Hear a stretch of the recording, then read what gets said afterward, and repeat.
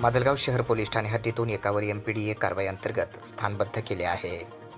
माजलगाव शहर येथील पोलीस ठाण्याचे पोलीस निरीक्षक यांनी आरोपी भगवान कंटाळू बेंडके वय 52 राहणार शिवाजीनगर माजलगाव जिल्हा बीड याच्या विरुद्ध एमपीडीए कायद्याअंतर्गत स्थानबद्ध करण्याबाबतचा प्रस्ताव पोलीस अधीक्षक यांच्या मार्फतीने जिल्हा दंडाधिकारी यांना सादर केला होता.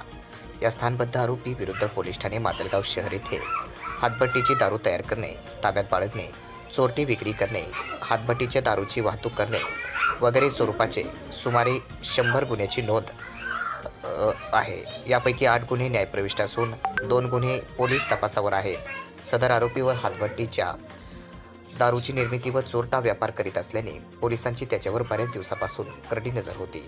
सदर आरोपी पोलिसांची नजर चुकून हातभट्टीच्या दारूची चोरटी वाहतूक व्यापार करीत असल्याचे निदर्शनास आल्याने त्याला पोलिसांनी एमपीडीए अंतर्गत स्थानबद्ध केले आहे.